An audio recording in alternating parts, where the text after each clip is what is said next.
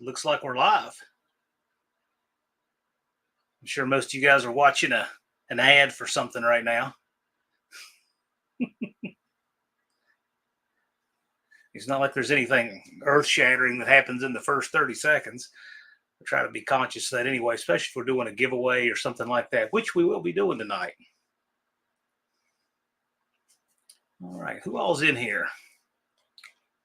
I'm going to wind it back a bit. Lars, an unfinished project. We're here crazy early. Got Danny Boyd, Cope Racing Transmissions. Junkyard D, Mexican Spec. Tennessee Rocky, Functional Histories. Cope with all of his mini spider webs are here. Tennessee Rocky's talking about the guy in the picture looks like a cop man I know. The guy in the picture is Pee Wee Herman. The building in the picture is Gary's Grocery in Bluewell, West Virginia. I saw that place traveling yesterday. Hey, my aunt's here. Heavens Mopar Scott. Colleen Tebow. Oh, now they're all filing in. Mopars, Mustangs, and Minivans. RT211 Racing, who is at 402 subscribers last I looked. He's just 98 away. So he's going to get there. But if you have not yet checked out and or subscribed to RT211 Racing's channel, go check it out. He's doing some really good stuff over there. Carburetor testing, torque converter testing, making a Challenger run quicker than it looks like it has any business running. And he's a really cool guy. So check it out. See if he earns your sub. Big Mike's Hoopty Barn, Danny Boyd. Dust Devil Brian is here. Talk to Dust Devil Brian this afternoon. Another good dude. Buff Del Campo. Unfinished project that couldn't hear the beginning. He had to sit through commercials. Yeah, I get it. I get it. I don't know. What were the commercials? Unfinished project. New Guy's Guitar. Sean O'Brien. Just bought a helmet up next to Diff. Yeah, you know, that is definitely a worthy upgrade, Sean O'Brien. But I'll get in touch with you about what you're running right now. Rick Salmon, who has changed his thumbnail. Now he's got a VW engine sitting there on the stand, it looks like. And my mom is here. And Jethro's here on the thumbnail. He does not like how bright it is in here. So, yeah. Anyway, he's not in here right now. Nick the Van Man, JB's Little Shop. Justin Hill. Is it still winter there in Idaho, Justin, or is it getting better?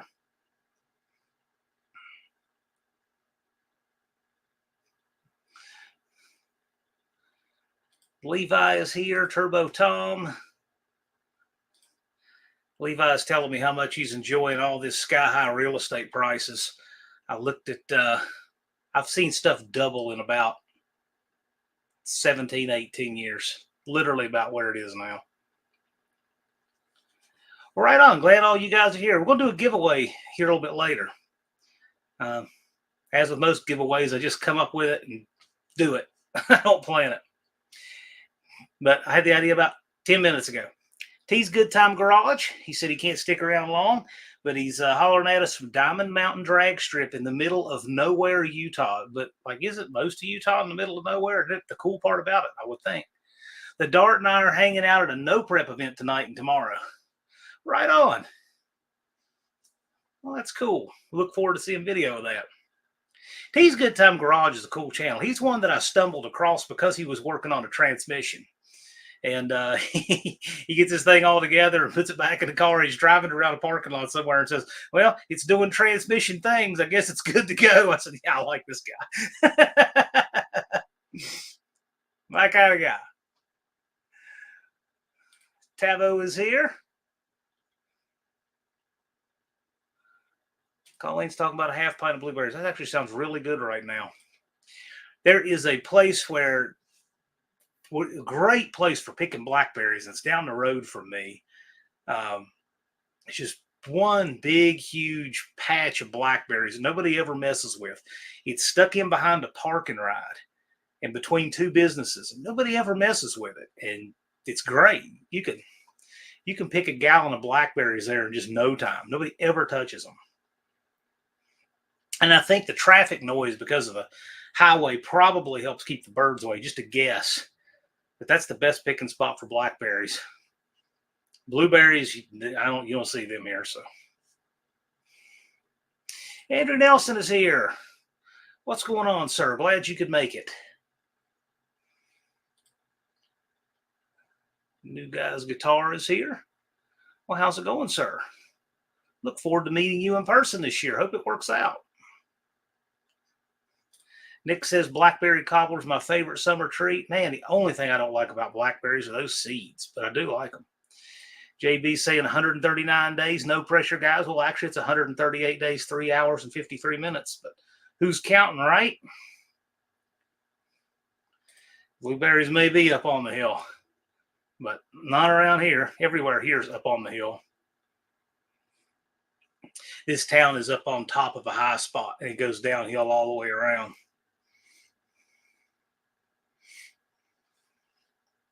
Mexican Spec says time is passing quickly. Half the year is almost gone. Indeed, make the most of the time we have. Time is the one thing you never get any more of. You might have more money, you might have more of this or that or whatever, but you will never have more time than you have right now. M says 139 days means 13.8 days. Well, you have what you have. Do the best you can with it.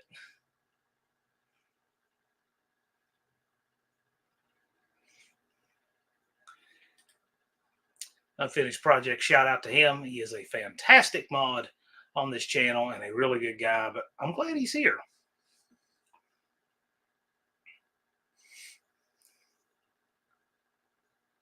Seeds separate the men from the boys. Well, they're all right. I just, they're aggravating. But I don't know that I would trust seedless fruit. It just, that's weird. I mean, even the grapes, they're weird. They might taste fine, but they're still weird.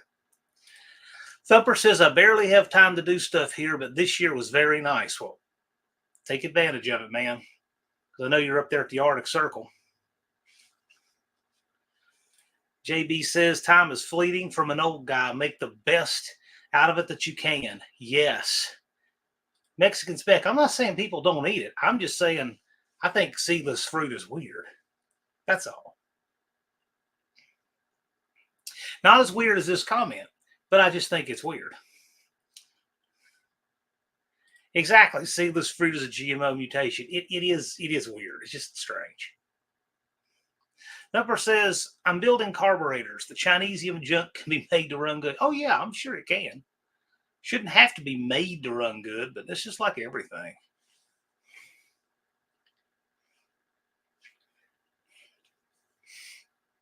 At least it wasn't peach-flavored chemicals. Hey, I like peach-flavored chemicals, though. I mean, I'm sure that's what's in the peach-flavored slush at Sonic.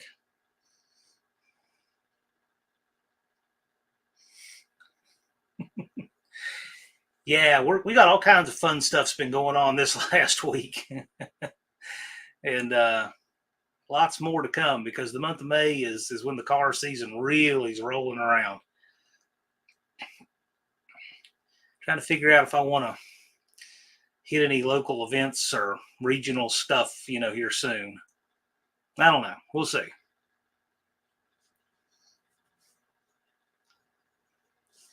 Thumper says when you're converting to E85, you have to do it anyway. Yeah, I get that. But you would think as common as E85 is now that, more people would recognize. Of course, if you're running, vintage stuff, I get that too.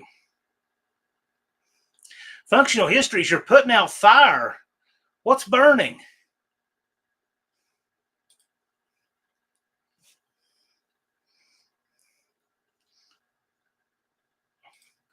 Thumper says projects being unfinished around here, which is a good thing. Unfinished Project is asking, what does it take to convert it to E85? Unfinished Project, it is worth your while to go back and watch the last live stream that I did with Thumper on this channel. It is fantastic. He really gets into all the weeds about how to run E85 in your vintage car, what you must do to modify the fuel system, carburetors, compression, cooling, all of that stuff. It's really good. It's worth a watch.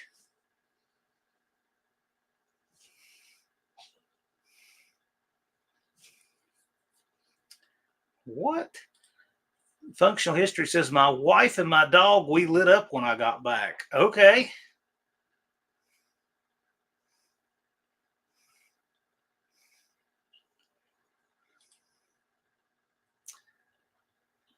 Nick the Van Man 90 wanted everyone to know Holly's closing out some carburetors on their website. All right. Well, that's a very Nick the Van Man thing to know. So, yeah, getting some good stuff there. That sounds like a good deal. Levi says, I have 139 days to get a whole race team put together. Awesome. Well, I would think that most of the team is in place, right? It's you and Brooke, right?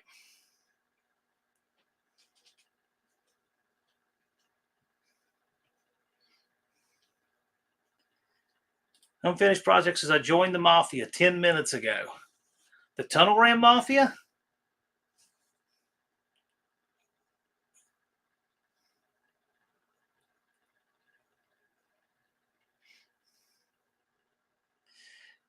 You know, he says we lit up. I mean, maybe that's where Stone Soup came from. I don't know. I don't know. Rob's dropping streetcars. Howdy, everyone, everybody, and John. Well, how's it going, Rob? Thumper says he and his dogs are the race team here, but they don't do much with the car if they're indispensable. Yeah, mine was watching me mow yesterday, hanging out on the porch.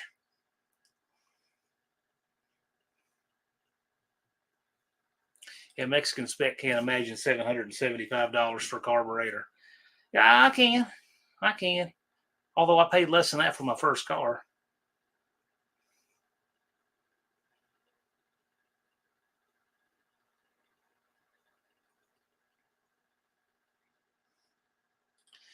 JB says Nick needs to come by and build a scoop.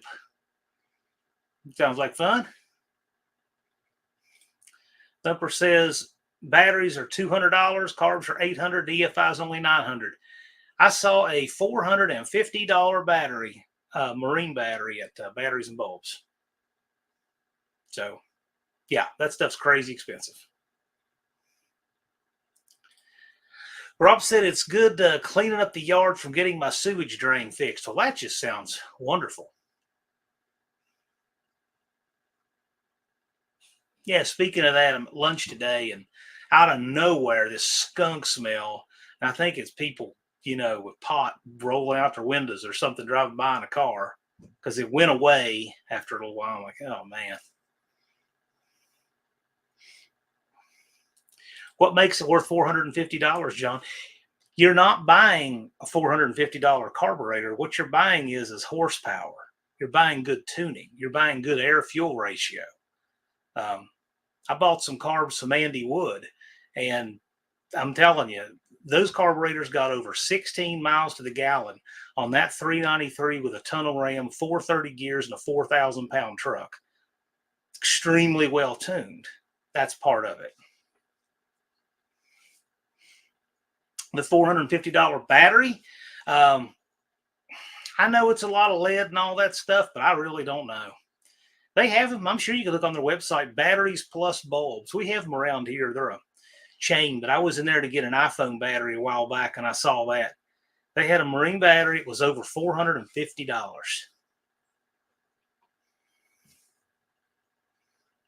I just don't think I could own anything that takes a $450 battery, and probably takes two of them.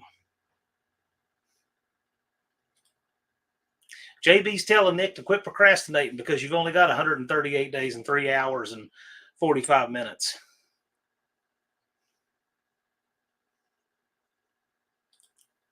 Yep, me too.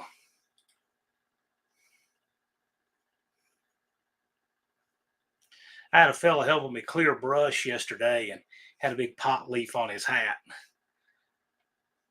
I don't know his name. I said his nickname is Shaggy because he reminds me of Shaggy from Scooby Doo, and he has a brown dog that even looks like Scooby. I'm like, that's Shaggy right there.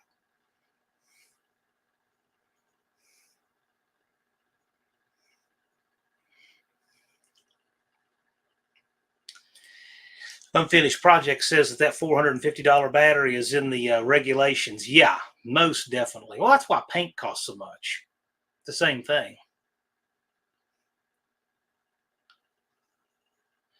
The one-eyed cat says, hello, my NNN people. How's it going, Don?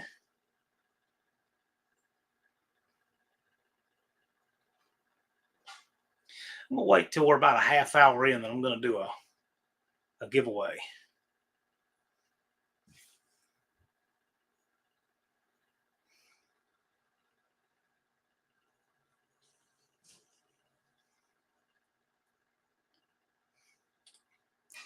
Thumper says, I've taken 1 day off in the last 2 months. Today I swapped the carb in place of the Phytech on the 65 and 2-inch drop springs on the 68. Dead Pedal Motors swinging in to say hi. How's it going? Thanks for coming by. Mexican Spec says, that's why I can get a complete paint job here in Mexico for $2,000 US because the paint doesn't cost as much or the labor. What is a gallon of gas right now where you are, Mexican Spec? A gallon of unleaded gasoline. Oh, and what octane is it?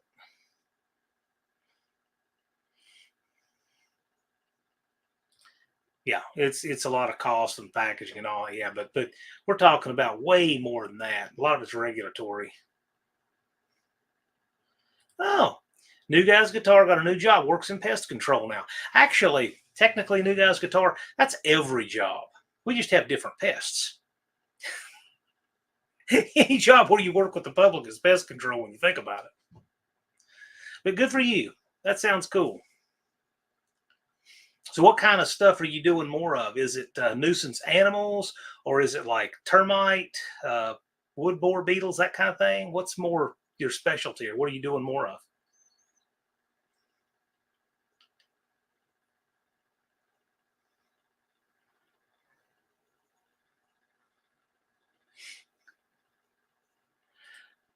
Old McDonald says, what are your thoughts on reusing intake gaskets if they look okay? I mean, if they look okay, I don't know why not. I think that's okay. I mean, it depends what kind they are, too. Are they the shim or are they the composite? But I don't think I'd stress reusing them, especially if you sprayed them with some high tack.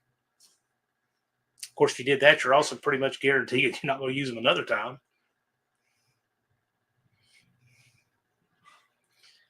I would say bigger than the intake gasket would be like your China rail. If you use one there, that's dicier.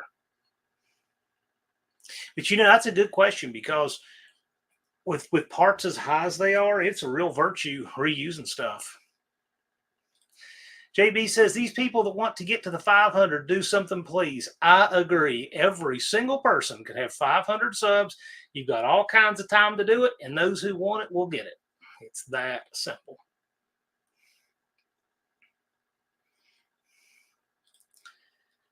Captain Deuce's gas prices getting back high will be better if moonshine was legal and measuring an octane that the combustible engine can run on corn homemade liquor. Well, that's Thumper's specialty there.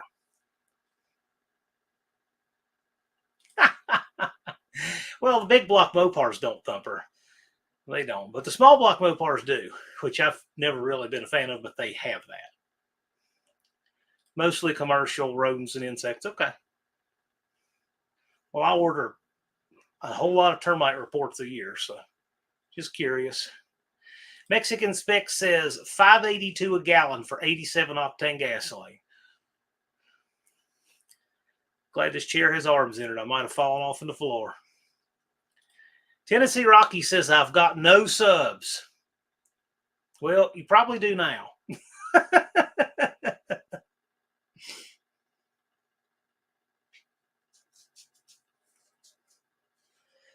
Yeah, the one-eyed cat is going to be ready for Sykeston. He's got his wheels going on and lots of stuff. Yeah, see, all of you 6-cylinder and people with the separated intakes, I get it. I get it. Don's painting wheels with tires still on them. It's always kind of weirded me out.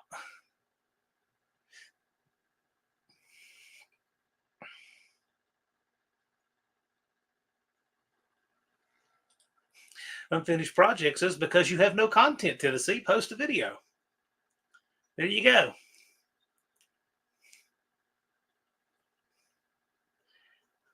Levi says, you need 4 a day if you want to come to No Name Nationals. There you go. That's true.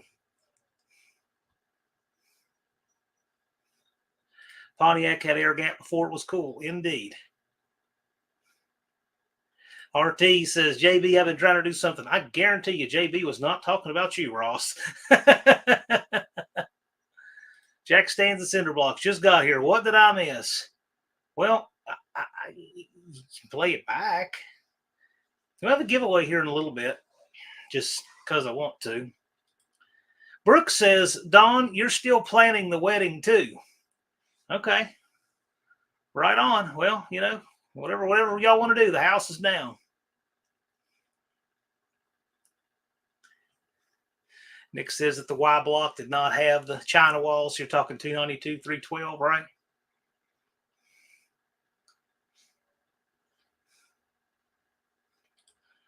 Uh-oh. There you go. Boy, wouldn't that be something if Ron Ward were calling something like that? I bet in his 30-some years, he's never done anything like that. We'd be down for that. Captain Dew's got himself a new pair of boots at the local Western stores and a set of spurs at Tractor Supply. Does Tractor Supply sell spurs? I didn't know that. Learn something new every day.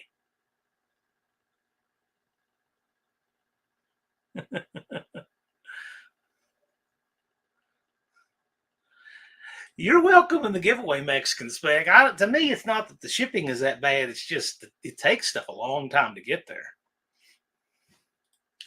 Andrew Nelson says, Paula says hi to Brooke. Well, I'm glad that Paula is watching, and say hello to her. Thanks for taking care of those guys. Buff, his channel name is in the chat. It's right there.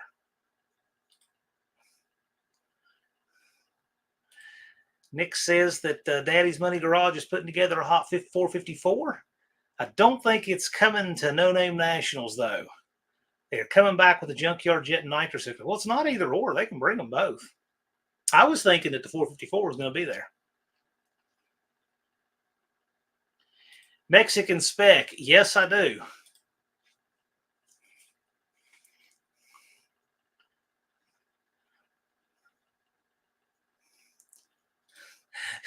Mopars, Mustangs, and minivans. Can I use spurs for my wheelie bar on the monkey bike? I'm going to say no on that one. Cannot even imagine. That'd leave an interesting mark on the track. Imagine the rubber on the starting line looked like it been pizza cuttered. You know, you've been out, Captain Do. I can just see that you would wear spurs around in town and everything. I can see that.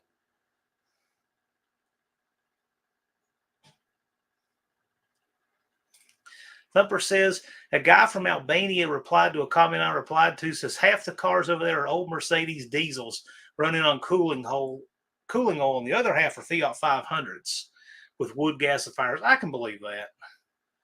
The old Mercedes thing.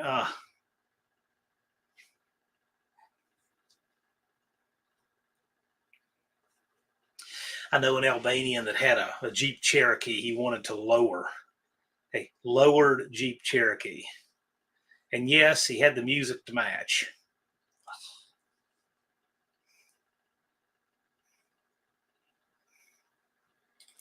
Sure, yeah. I think the 454 needs to make it. Get on Austin. Tell him it needs to happen. Functional History is having trouble locating a helmet big enough for my enormous head. I'll tell you what I'll do.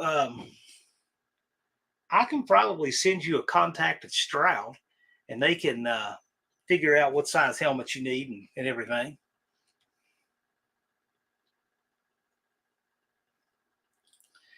Nick the Van Man says, any idea if we'll have any old inline six powered anything? Yes.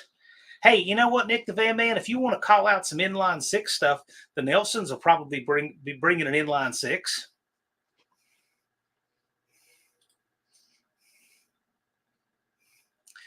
Would it hurt to roll bowling balls down the track? Brian, why do you always have the weirdest imaginable stuff like that to ask? Probably yes. I don't think I'd really want one crashing into the guard wall signs if nothing else, or definitely not hitting the timers.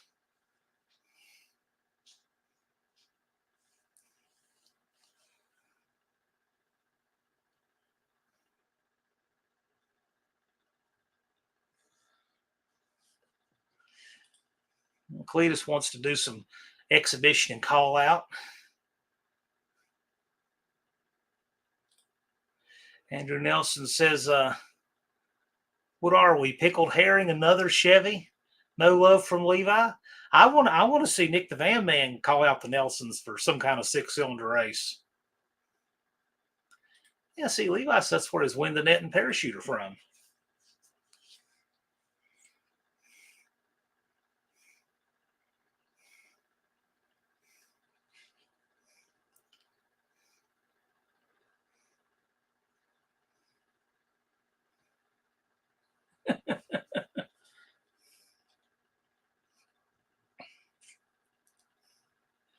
Well, cool. Brooks says, I'm surprised Dylan didn't have any issues finding a big helmet. He's got a big head. I'll go with that.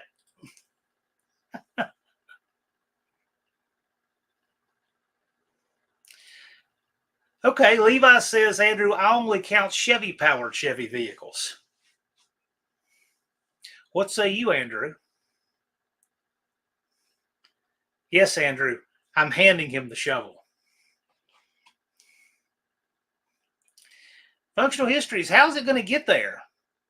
Slant 6, 220, 225, slant 6, 62 Lancer.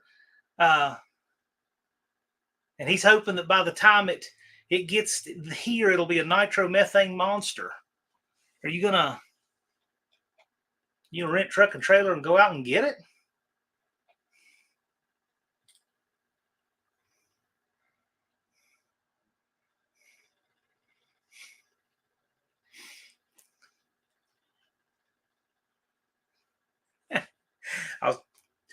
We'll do a couple things before we get to the I'll do a couple things before I get to the giveaway. So this was good. This guy was at Kroger where I live. I pull in to get gas in the van and I see this going on, right? Now, you can tell this guy must have whatever's happening to this truck go on with regularity because he has cones with him and that big properly cut to length board for propping the bed up. I'm guessing it's a fuel, like a pump in the tank. That's what I'm guessing. But he wasn't anywhere to be seen. He was nowhere around. I get in the van, throw my fuel receipt on the dash, and I go down to the other end of the Kroger shopping center. I see the truck driving by minutes later. I look at my fuel receipt, it's 5:41. He's driving by at 6:06, which means in 25 minutes' time, he went from being nowhere around to driving that by me on the other end of the shopping center. So whoever this guy is, he does this a lot. If I had even been thinking about him driving by, I might have stopped him and said, hey, the way you thrash, I've got an event for you. I was impressed.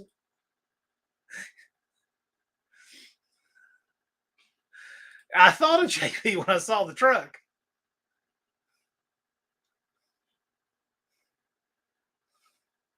Yeah, well, hey, he got it running, didn't he?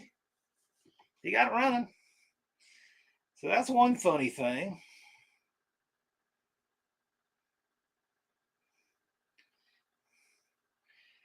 I had this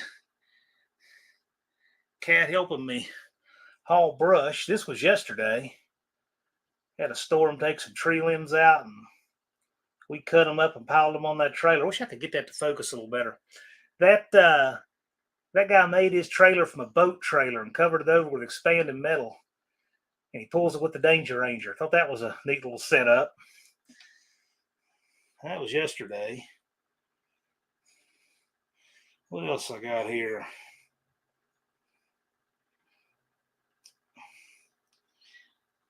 Oh yeah, this was earlier today.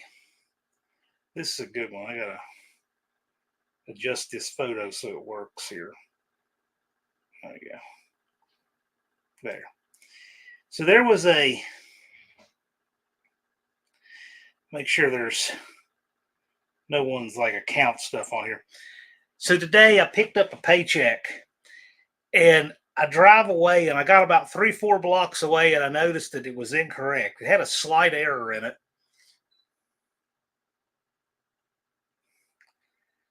It's slightly off of what I think they intended to pay us. So anyway, I went back by there. I said, I think you guys might have noticed that.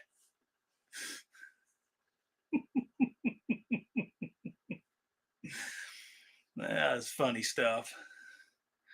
It's just a slight rounding error. That's all. And, and right as I roll up, rolling through the parking lot is somebody else I know at a business on the other end. And I said, yeah, they had a slight rounding error here. We were having a laugh. He says, yeah, man, you take the year off for that.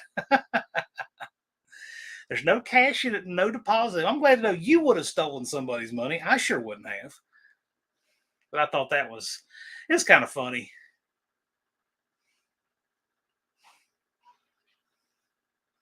But now I'm glad I looked. See, this is why I always look. I always check the paperwork and stuff like that. And I looked. I was probably I don't know, 1,000 feet away from the place. Stopped at a long light, and I go ahead and take it out of the envelope and get my stuff ready for the bank. And I noticed that. So fortunately, I was able to get right back, get it, and still get to the bank before they closed. The correct check.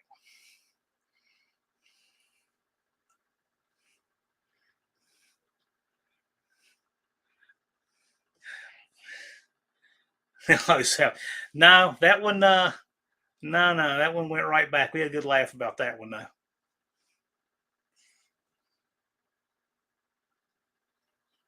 Nick the Van Man says, I'm wanting to do a video on carburetors and wanting someone with more experience about the difference between how a 2 and 4 barrel are measured on their CFM rating.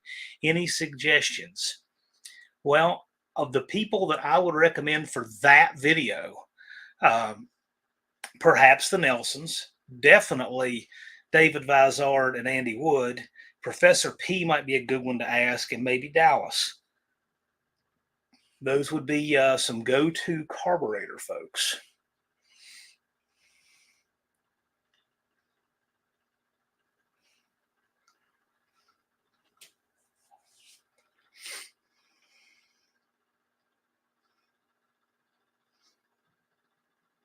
Huh. Wow, that's wild. I can't believe that. I just say his name and he appears. I need to call him back. Call him back after this, though. Yeah, some people can and can't see functional history's comments. I guess it's just a live top chat thing. Maybe it's like Max Wedge, Dick Dastardly. So,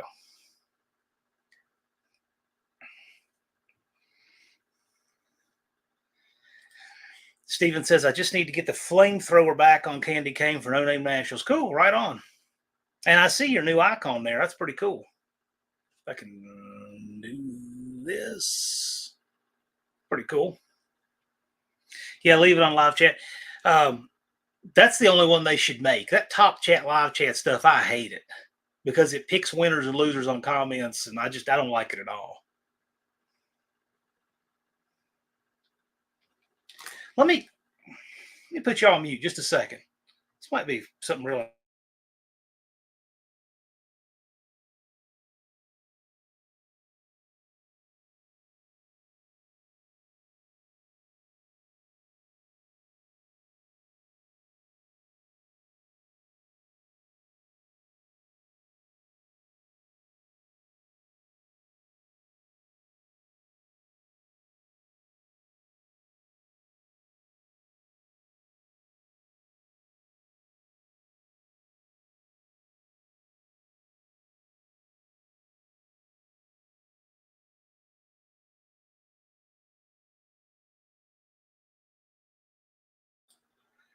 Okay.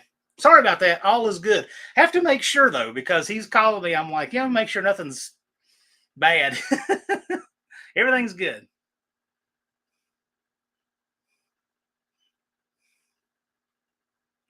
I wasn't gone. I was watching. Cope says my phone's ringing. Well, it's not me. And the chat goes wind. Okay. Look at all this stuff. It was DV. He was calling me back. He said he was fixing his coffee and saw he had a missed call. It's all good. Okay, Cope is here. So it's perfect time to do this. He doesn't know I'm doing this. I'm just doing it because I can.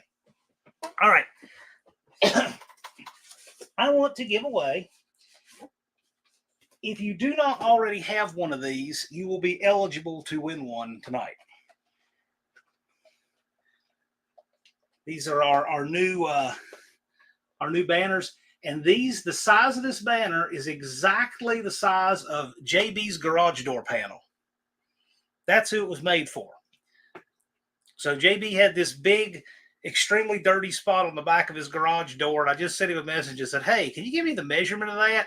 And then this shows up in the mail a few weeks later. So I had a few of these made. I got a few left of the first run. I'm going to put these in the store at nonamenationals.com. However, I'm going to give one away right now. I'm going to give one away right now. Only people who do not already have one to participate in this. But here's the question. First person who can tell me this. So I always like innovation in our community, and people in our community come up with new stuff. John Cope just put out a valve body. Brand new. Dropped a video for it yesterday. This valve body is made for demo derby cars. The first person who can tell me what part, the number one cause of breakage, broken part that this valve body helps cure, I'm going to send the banner. Pays to watch the CRT channel, doesn't it? So the question is, what is the number one broken part in the transmission that Cope's new valve body addresses for the demo derby car? It's clearly said in the video, and you must be specific. And we have a winner who does not yet have a banner, the low reverse band.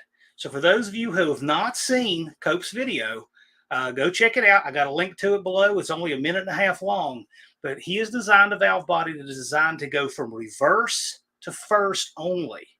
And it keeps the low reverse band on all the time so that you're not constantly pounding that band, applying it, unapplying it all the time.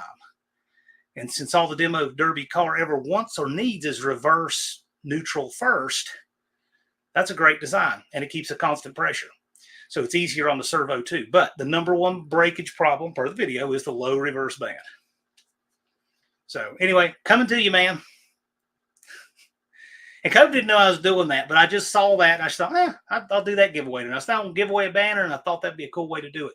I like to, and Nick says Sprag. Yeah, it would help with keeping it from having a Sprag spin in the case. But I specifically wanted to address what was in the video as number one problem. I tried to phrase it so that it wouldn't be ambiguous at all. UP is not a bot. I can tell you, UP is definitely not a bot. But he's just about as good. But yeah, when you get a chance, check that out. That design is pretty slick. The rooster comb is set up for 3D tip position and everything. And I just like seeing people in our community innovating stuff like that. I think it's pretty cool. So UP wins a banner. And you know what? I'm going to do another giveaway just because I can. But I'm going to do this for a set of decals. Let me see. I don't want to do this. All right. Yep, that piece of junk mail right here is perfect.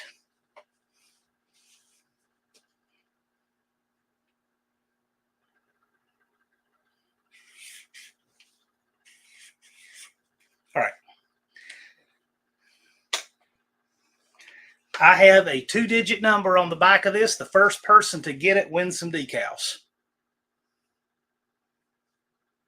2-digit number written on the back of the paper. First person to guess this 2-digit number gets a set of No Name Nationals 8-inch outdoor decals.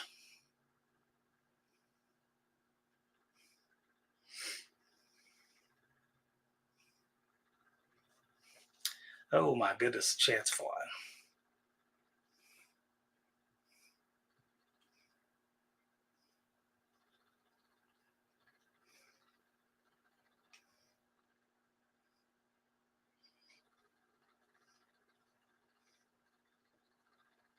All right, we have a winner. I'm going to confirm, make sure that this one is first.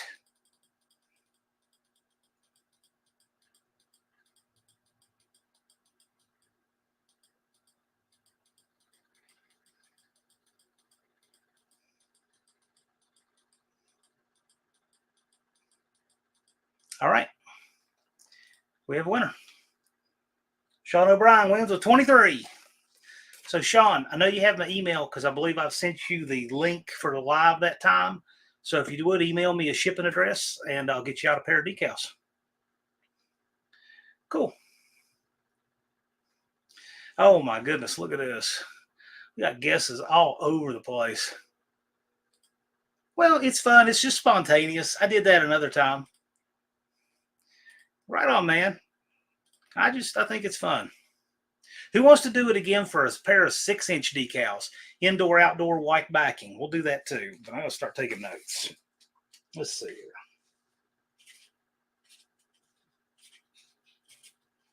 All right. We're going to do this again. We're going to do this for a set of the 6-inch. Let's see here. Got to make it a 2-digit number because if I don't, I mean, you know, people might be guessing. This chat will be flying for 3 hours. Let's see. Let's make a 2-digit number.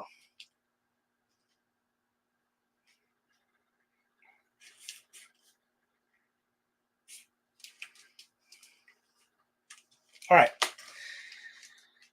2-digit number, first person that gets it, pair of 6-inch No Name Nationals decals.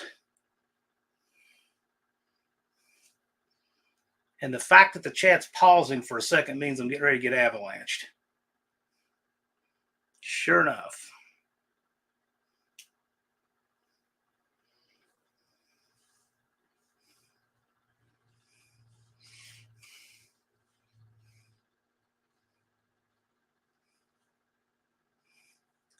Jack stands in cinder blocks. 887. All right. Oh my goodness. Oh, it's flying.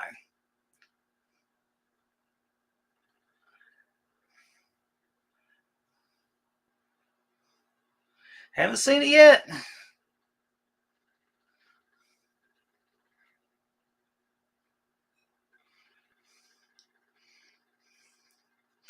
I like how some of you guys think, though.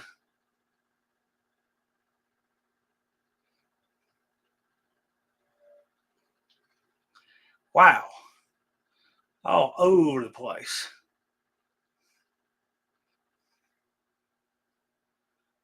You know, you can always tell when people are hanging back watching and not commenting because you'll see their comments when there's a guest to win something. Let's see here. You guys are all around it. Nobody's got it yet.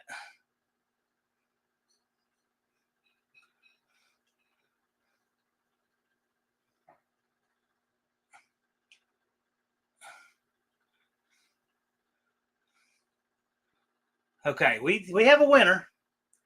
We have a winner. We definitely have a winner, but let me go back and check now because we want to make sure that we get the first winner. And as fast as this chat goes, I can have the screen jump more than an entire complement of numbers. So it's going to take me. It's just a second. But I'm scanning to make sure. We definitely do have a winner, though. And close doesn't count. I know you guys like to get creative with stuff like that. I'll make sure nobody else said it first. You guys like this system? You like doing a trivia?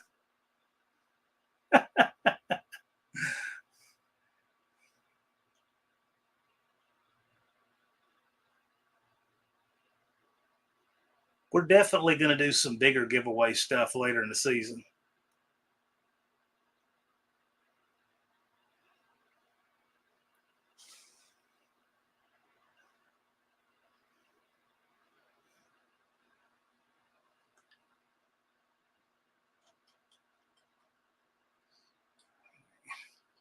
Hang on. Bear with me.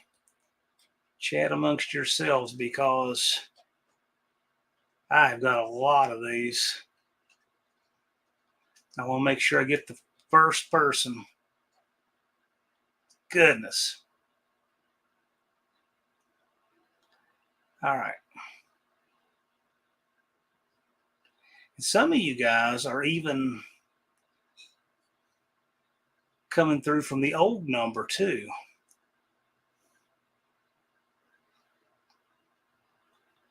Okay. Okay. So now I've got Sean's win here. So now I'm going forward. That's what I was. This chat got to flying fast. Oh, guess who got it first?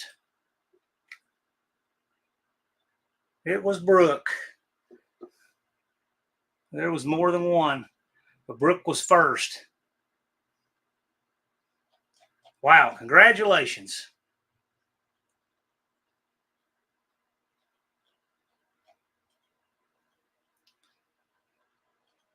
All right, congratulations.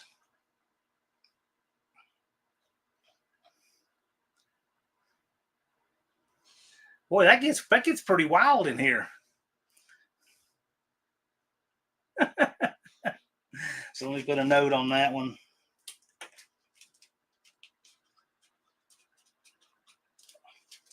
And Sean.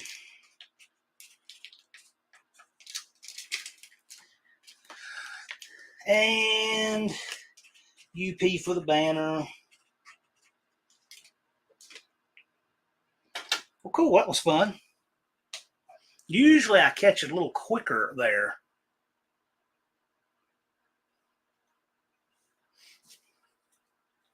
Well, all I was thinking is I wanted to try to do a number really close to the one before because people don't usually think that way. I started the same number twice. Nah, I can't do that. We'll give away something else sometime soon. We've given anything away in the last few lives, so it was just fun. Something fun to do for those of you who are here.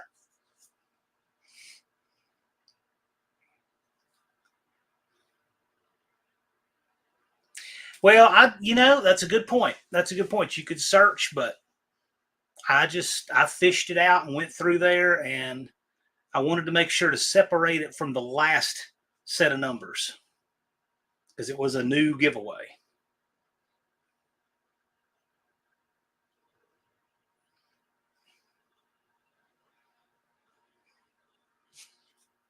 Captain Dude, I have no idea what that means. Unfinished Project put up the link to Engine Light Garage and Riley's Junkyard and Petting Zoo. Jack Stands Cinder Blocks watched last week's live today. Cool. Last week's live was Passing Tech with our guest Deke. I'm sure we will have another live stream about tech and tech requirements later in the season. But that is a good one to refer to for your standard tech. And a link to Scarlet the Four-Eyed Cuda. Go over, you know what? Why don't you guys, if you've not subscribed to Scarlet, go over there and leave him a comment and say, hey, man, we're looking for more stuff from the Cuda. Aaron says, I'd like to think as I get slower, my car gets faster. Okay. Yeah, also, Mean Street Mopar, go over there and ask him when he's going to do any new videos and when he's going to change his titles. You should go ask him that. Because I actually messaged him about that a couple days ago.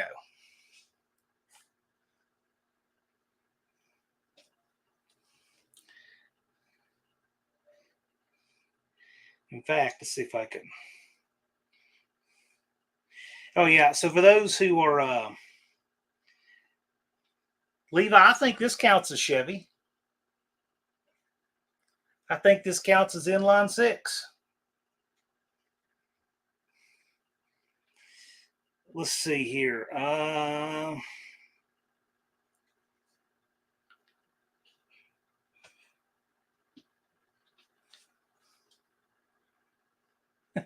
keep the links coming up. I have subscriptions to throw away. So you're going to replace them? Well, Mean Street Mopar, today I just sent him this. So I'll pull this up for you.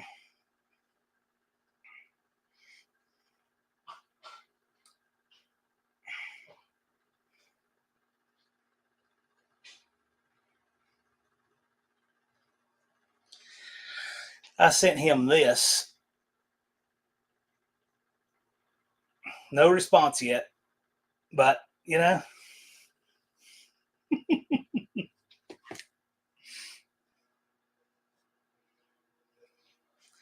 Our T211 just doesn't want us to be standing with a radar at the top end, I think.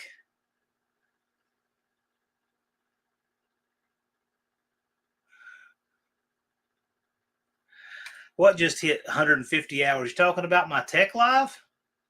I never even like the analytics like that. Never even look at them.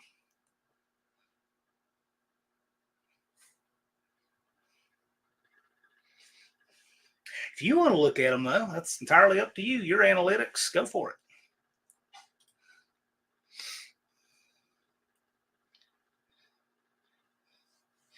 Want to see Mean Street Mopar doing more videos? Go over and tell him that. Mexican Spec is nearing 1,000 subs. Okay. Any new channels? Well, I'm glad you asked that. Let's see. We'll put that up.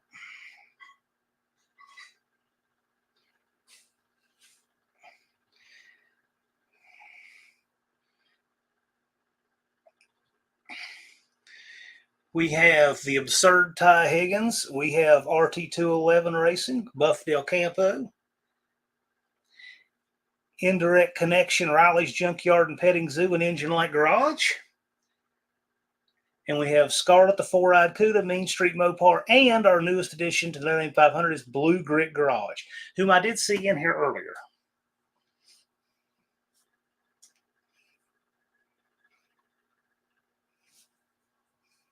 Cool. So one of Jack Stan Cinderblock's newest videos hit 150 watch hours. Okay.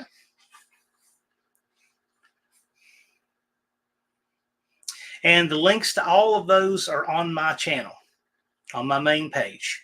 You'll see everybody who is currently running in the No Name 500, and you'll see the people who have made it. There's Cave Dave. See the grill in this 65 Plymouth? I love that grill. I think that across the board, the grills in 1965 for Dodge and Plymouth were the best.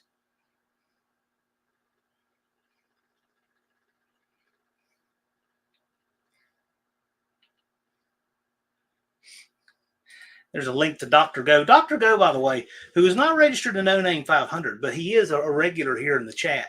We see him in here on pretty frequently. He just put up a video introducing himself and his Jeep Cherokee, and go check him out. Tell him we said hi. Ron says, made it to the house finally today. Day 12 of 20 scheduled. So is that 20 days scheduled of what?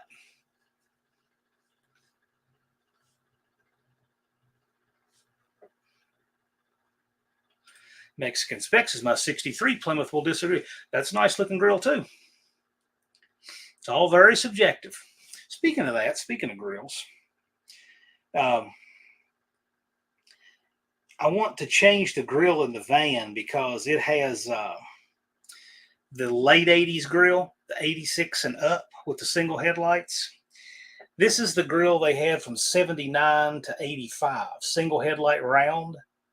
And even though the van had stacked headlights in the factory, I think that's a nice looking grill right there. So I think I want to put it back in it.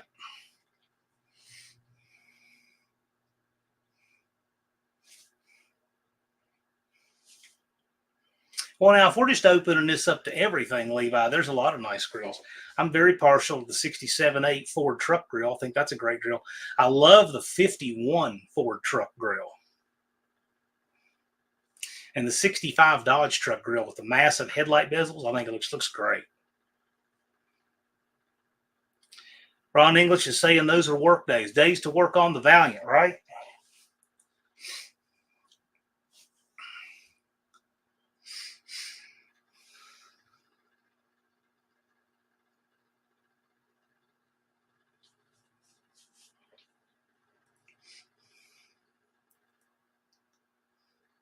No time off to sleep in. Yeah, well, got to make the most of those days you have. Heavens Mopars has a 65 Dart, but yeah, those are nice looking grills. I really like those. The truck had the big headlight bezels, and so did the Dart. They looked very nice. The turbine cars did too. Brian's, of course, partial is 71 Satellite grill. The 71 Satellite Roadrunner grill looks good. 68.9 did, but that 70 grill looked weird to me. I never liked that one. To me, it's like the failed evolutionary step between the 69 and 71 grill. I just never liked the look of the 70 grill. See, it's not bad. They're still decent looking cars, but that is my least favorite muscle car grill probably.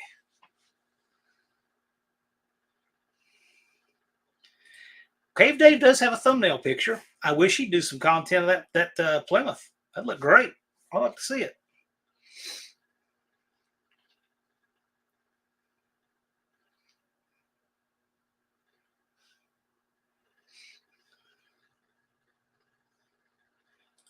Mexican Spec says, I like the covered headlight grill.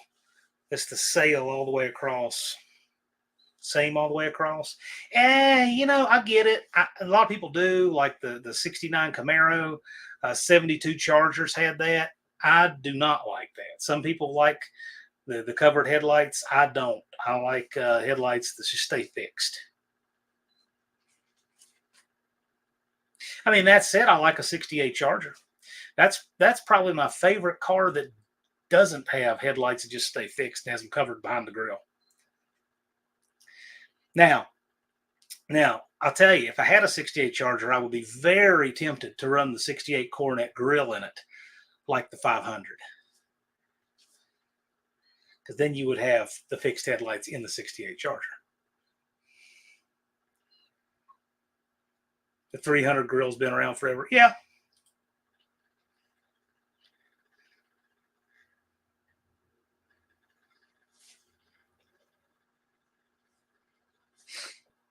In Thumper's opinion, 65 and 69 GTO and 70 to 73 Firebird Formula have the best front ends. 69 Charger's a close runner-up. 69 Charger's okay. I like the 68 better. I think that big beak-looking thing they stuck in the middle of it is superfluous, and I thought it looked better without it. And I actually like the 68 Charger taillights better than those long, thin 69 Charger taillights. They're okay, but the 68s that had the round, like the spaceship-looking look, I thought they looked better. I think the 68 Charger looks better all the way around. But, it's not like 69's bad. Captain Deuce says 68 had vacuum headlamp covers. 69 had electric. Okay.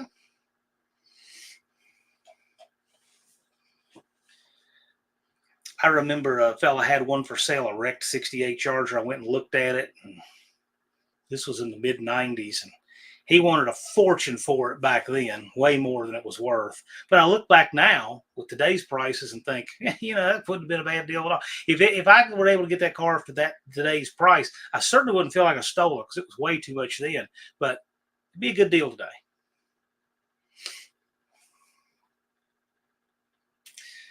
Thumper says 67, 68 Cougar had a unique front end. Those were okay looking cars. They're all right. Although I really like what Two Hacks Jeff has done with that Thunderbird like that. That's a really good looking car. And I'll tell you, if you don't have anything to give it any scale to the size of it, it looks very muscle car like until you're actually looking at it where you can get a sense of how big and heavy the car is. Like, oh yeah, man, this is a boat.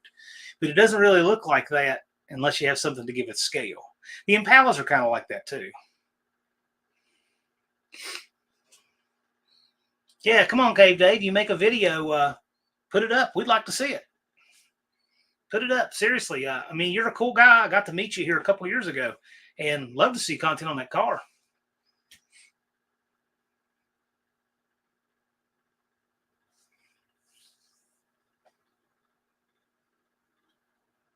Oh, yeah. Well, that's what I'm saying. A lot of people don't realize how big those cars are Mexican spec. I mean, that thing's like a Lincoln. It's a big car.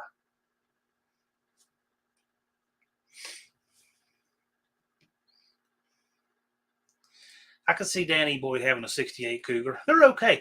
A Cougar was, I think that's what the guy, so the car dolly I have, a guy who was a round track racer in mini stock had the car dolly. That's who I bought it from. And he would take his little Escort mini stock to the track on it. And I think a Cougar was the last car he hauled on it before I got it. And of course, I've hauled all kinds of stuff on it. The most recent thing I hauled on it was, of course, a Ford Ranger that the engine blew up in because it had some little piece of plastic junk on the heater hose, got a crack in it, overheated on the highway, and blew up. And it's something the truck didn't even need. It was just something there to go bad.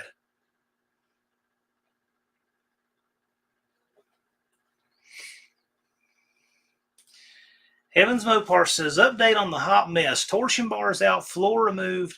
Torsion bar cross brace needs replaced. Take the roof skin off the cornet structure. So you're that deep into the rust repair on the Charger, right? Cool. Danger Ranger. Well, this Ranger, yeah, I got a picture of it. Don't know that I want to dig for it, but I do have a picture of it. Actually, I might. It's kind of worthwhile. If I can find it quick off of location, I'll do it. I tow that thing all the time. The last thing I had on it was a Ranger. Let's see.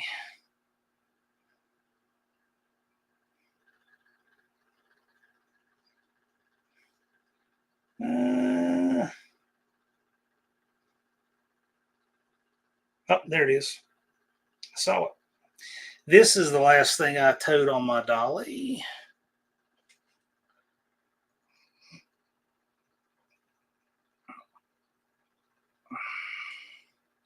Four-wheel drive, extended cab. Of course, like all Fords, you can't really tell if it's in neutral or drive or whatever.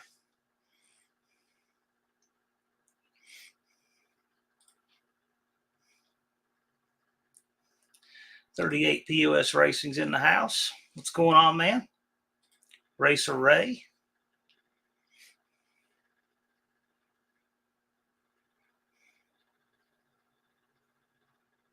By the way, I see old B&R Racing in here. Let's see here. I get to tell on B&R a little bit.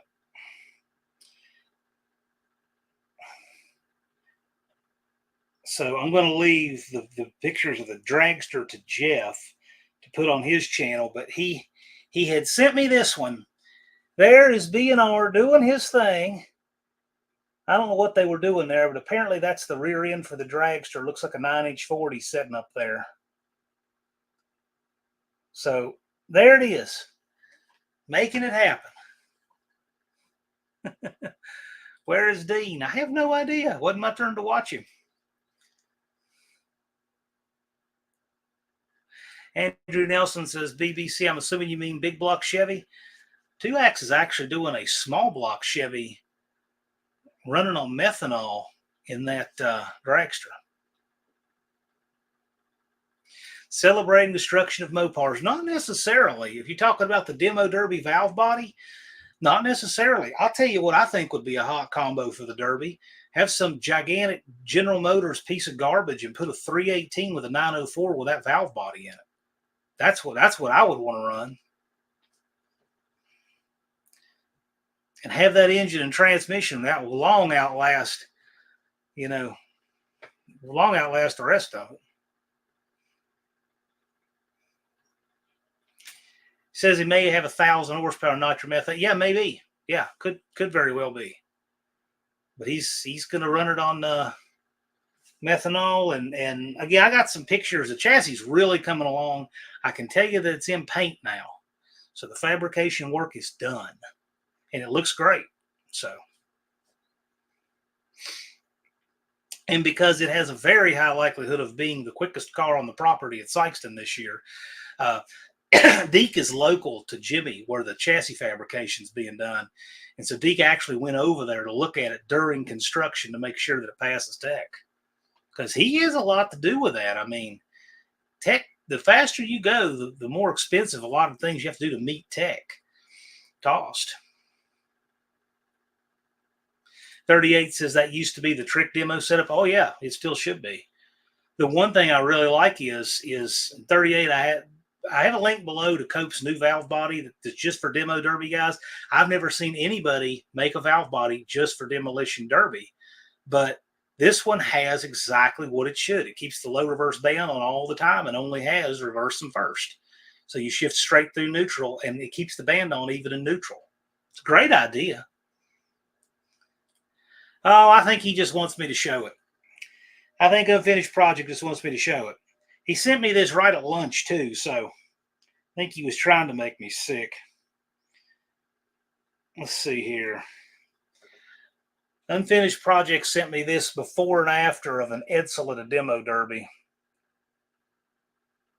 That's clearly a 58 because it's got that front end, which I think is really freaking cool. The 58 Edsel was by far the wildest looking. And since the public wasn't ready for a car that wild, they tamed it way down for 59 and then way down more for 60, and that was the end of it. But who could take a beautiful looking car like that and just destroy it? But anyway, there's always somebody to do it, right? That's where all of our Imperials went. There's Ed's machine. Ed, you've missed a rowdy live. We've given stuff away and doing all kinds of stuff in here. Later, Captain Do.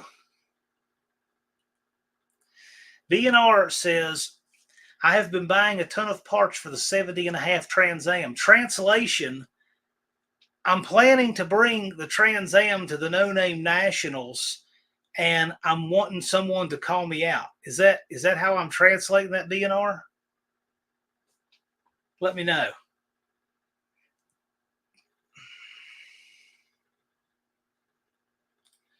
Mexican Spec said, I always wanted a 60 Edsel wagon 9-passenger. I cannot imagine how rare that's got to be because there were hardly any 60 Edsels as they were. They don't look anything like the other Edsel. They're tamed way down, so they would probably be hard to recognize unless you're a Ford guy. Dust Devil Garage says, race cars are expensive and it takes heart and sacrifice to have one. This is true.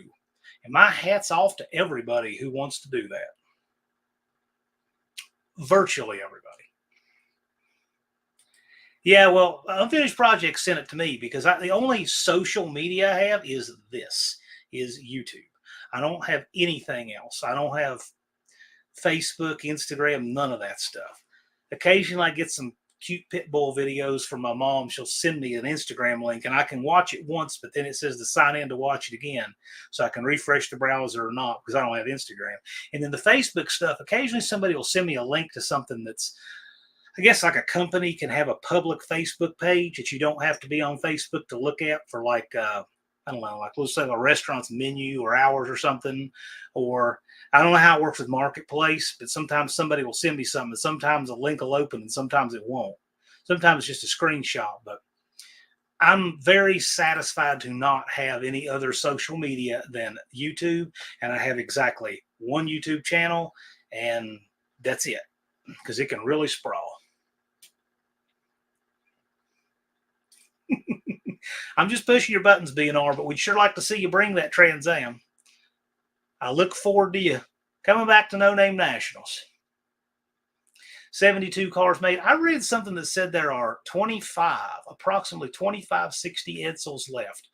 And do you know, I have no doubt in my mind, if a demo derby guy found one, he wouldn't think anything about wadding it up and whistling diesel on that thing and tossing it. But They're pretty rare. I do think the 58s were really cool looking though. And like everybody, I didn't see it when I was a kid, but man, that styling then was, somebody went way out on a limb. And I think it's cool. B&R says pay is awesome, but working like a slave, yeah, I bet. One-Eyed Cat says mine's a daily driver. I run down the track once a year. Yeah. Well, I don't know. You're going to make it rowdier this year for sure.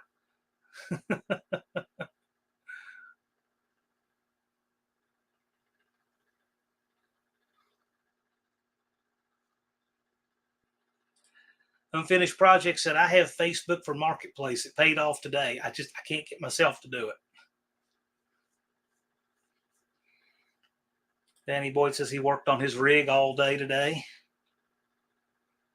Mexican Spec wants to know what Unfinished Project sold. Unfinished Project, if you want to show people what you bought or sold, do a video on it and share it.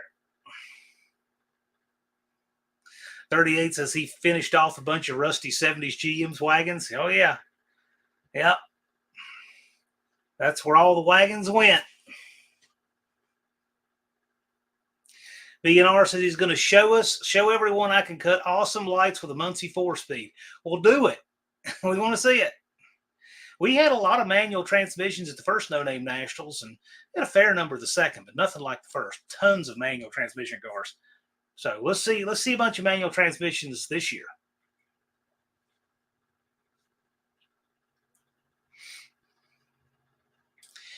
Victor, if it took 62 years to get to looking like it does, it's not going to look appreciably worse in our lifetime. So that would be my suggestion. Don't worry about it. Engine Light Garage says 139 day. Actually, it's 138 in 2 hours and 47 minutes, technically. But that's it. That's just till midnight. You got a little bit more time to fudge in there if you need it. Till the gates open. You got about another 7 hours until the gates open the next day. And then you technically have whatever time you can squeeze out of waiting in the tech line, but that's about it. Unfinished Project says scheduled pickup is Sunday afternoon. Okay, all right. Keep everyone in suspense then. Well, I'll tell you what, now Dakota and B&R, that's the call out if that one will happen. You know, we want to see that.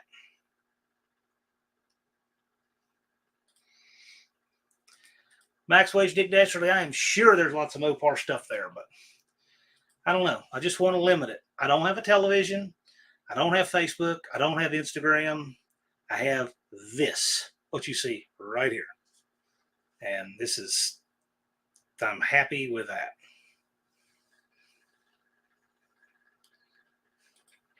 Sean's hoping for more manual transmission stuff too. Cool. Dakota wants to see B&R stomp some junky LS stuff. You never know. It could happen. Upper's going to give Dakota 2 lengths. And the move. Ooh. Dakota, you going to allow that to happen?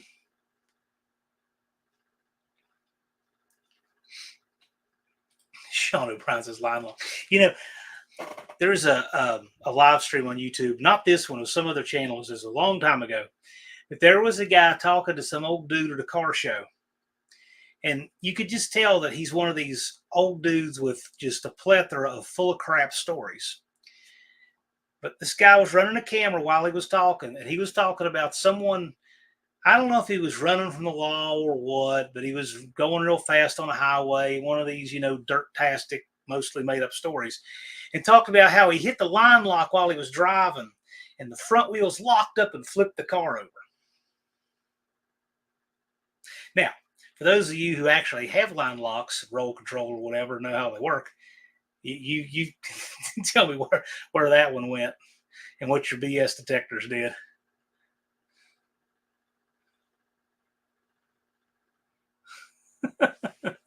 Brazil Racing.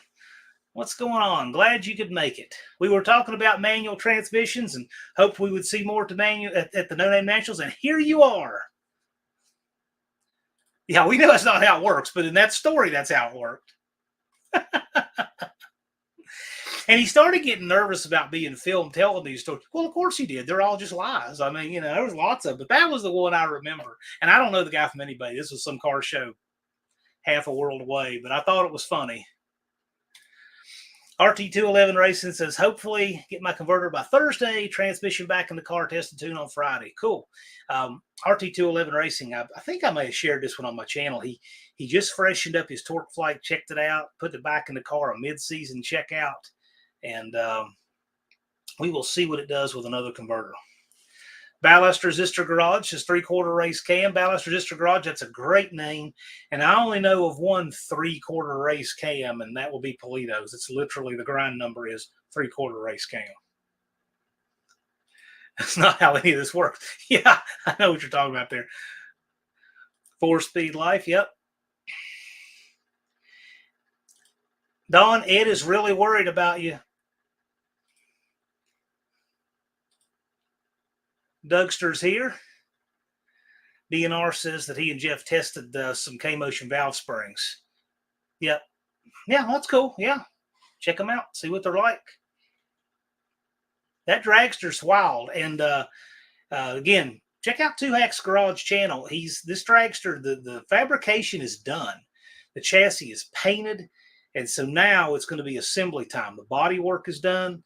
I got to tell you, I would say most people would see the project that he took on with this dragster and said there's no way he's going to have that done for No Name Nationals. And if you saw where it is now, no one would bet against it. These guys have worked really hard, and it's going to happen.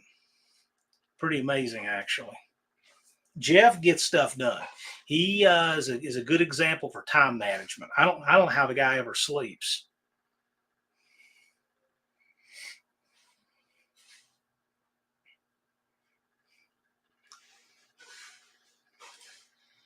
Brazil said share some good news. He's at 3,500 subscribers. Appreciate all the help from everyone here. Well, hey, we appreciate you. Thanks for being here tonight. Yeah, Frizzell Racing, if you haven't checked him out, you're really missing out. Cool guy, cool car. Got a great video on 4-speed prep for drag racing. It's a top loader style transmission. His car is really unique. Galaxy with the roll bar, 4-speed car. It's rowdy. It's neat. Check it out.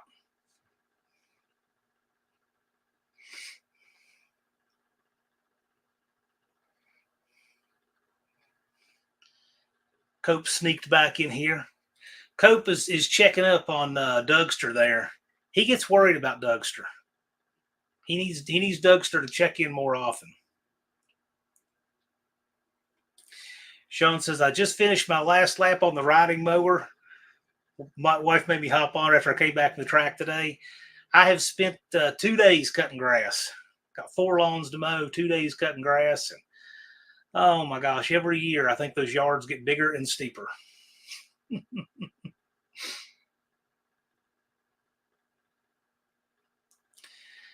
Two Hacks and Jimmy have steadily marched, sprinted over the mountain. Where they are takes guys years sometimes. Yes, it does.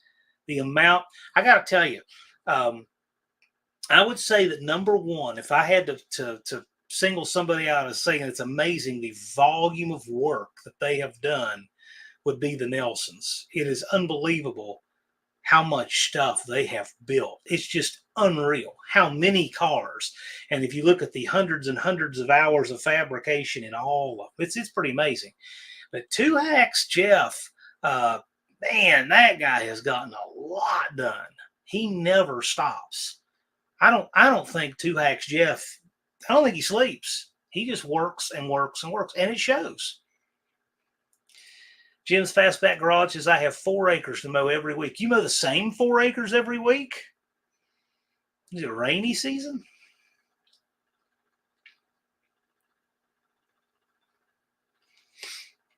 You know, Sean, if you do that process, it'll pay off. It's going to be a big improvement for you. I predict it'll make the car a lot quicker, too. B&R bought a new SF5 McLeod billet steel flywheel for the TA. center force clutch. It's cool.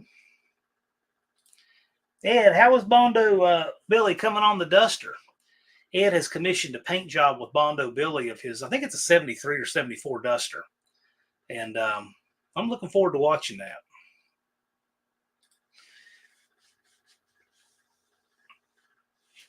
Yeah, Jeff sleeps about, and I'm not even kidding here, I bet he doesn't sleep 2.5 hours a night. I really don't. Because I can look at the times when he sends messages and can, I don't think the guy sleeps 2.5 hours a night. I've known a few people like that who literally just never sleep. I knew a lawyer like that. He probably did not sleep 3 hours a day every day. And I'm talking just, all of us will have some terrible time when we get short on sleep here and there. But there are some people that with regularity get that little sleep and somehow they function, and I don't know how. Danny Boy says, I need 7 hours a night at least. I definitely run better when I get my sleep, but I used to be able to cut corners on sleep a whole lot better than I can now. There's a whole lot of difference in 35 and 45 when it comes to running a sleep deficit for me. Ed did a walk around video on the Duster. Yeah, that'll be a cool paint job to see come together. One-Eyed Cat says, good evening again, Ed's Machine. So, there you go.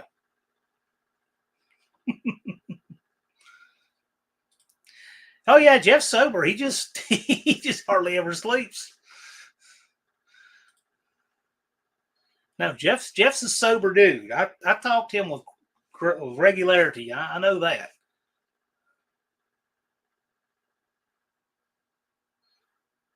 Unfinished project says 12 hours does me just right. 12 hours a week? You don't sleep that much either.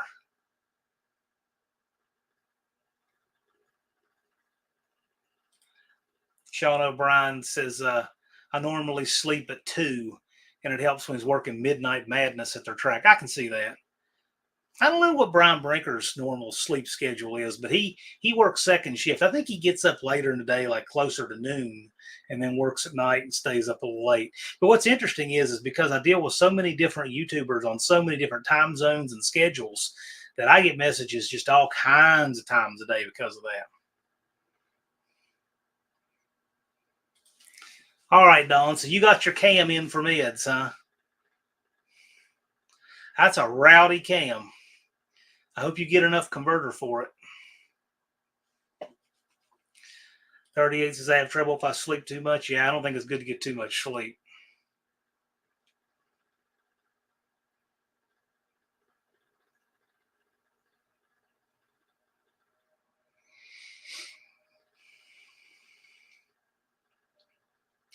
Dakota says that me running without at least 6 hours of sleep is like running 12-to-1 engine on 87 octane. Yeah. I can see that. Yeah, Dust Devil says I wake up at the crack of noon. That's about right.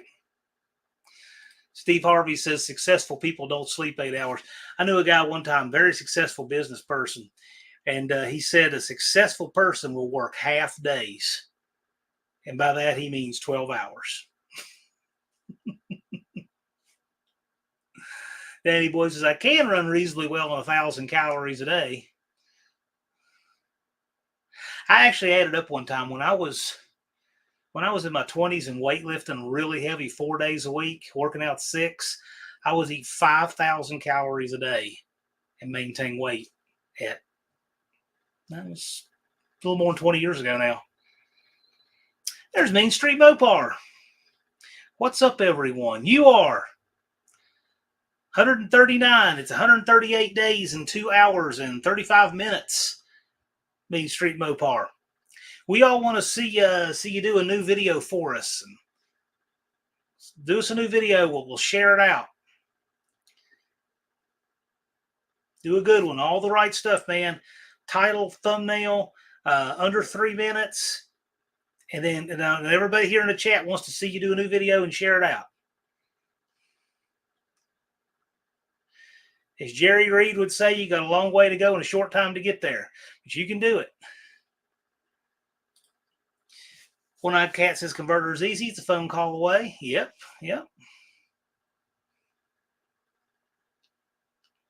Scott says he's also a second shift person, up by 7 each day.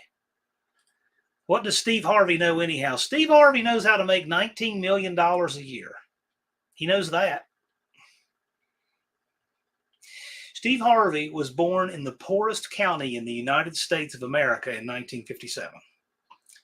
And he is a self-made millionaire. So he must know something. 38 POS Racing says, how are the no-name Nationals NN 500 doing? Well, I can tell you, Ty Higgins is determined to sit at 491 forever. And Ty, by the way, we'll probably be doing a live here with Ty real soon to get him over. But he has been at 491 for a while. Somebody told me that Ty is sitting on the brink of 500 longer than it takes to do a New Jersey valve job or New Jersey valve adjustment. No Mexican spec. Trust us. 3 minutes. When nobody knows who you are yet, you need a short video. Okay. Derailed my own train of thought. That's right. I saw this and it got me moving here. It says, so stick with short videos when people don't know who you are to get people to take a chance on you. Then you can do longer later. And 38 POS Racing, how the No Name 500. Well, Ty Higgins is very close. He's going to get his very soon. RT211 Racing is within 100. He's in the home stretch. He's going to get his very soon. Buffdale Campo is just over 100 away. He's going to be very soon. They're coming up slowly, but they'll get there. Mean Street Mopar is at 138 or 139. So Mean Street Mopar, make us a video. Let's share it out. Come on, man. Let's step on it. You can do this. Blue Grit Garage just started, but he's moving good. He's under 100 subs, but he's moving well. He's in good shape. Everybody has time. We've got 9 people in the No Name 500 right now. A few have made it. And that's kind of where we are.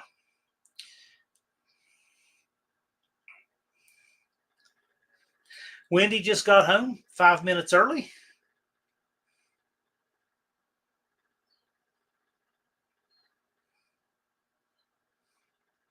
Being lucky probably has more to do with it than anything. No, that's the least of it. You make your own luck for the most part.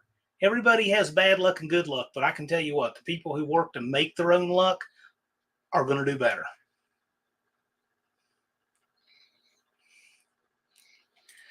Unfinished Project says Mean Street. Let's see that 86 D150 smoke some tires.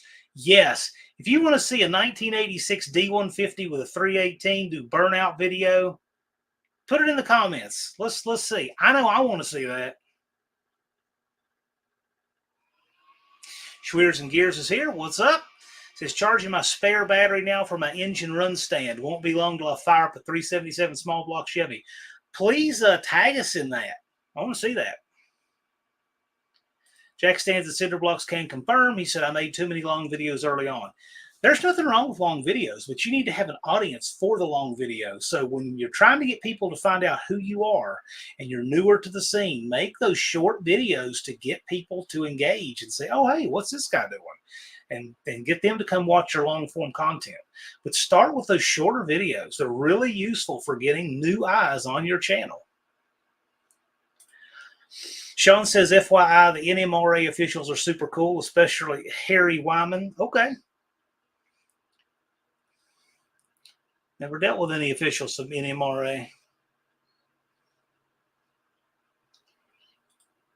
Well, Ed, I'm sure you could help Dawn figure that out with the springs.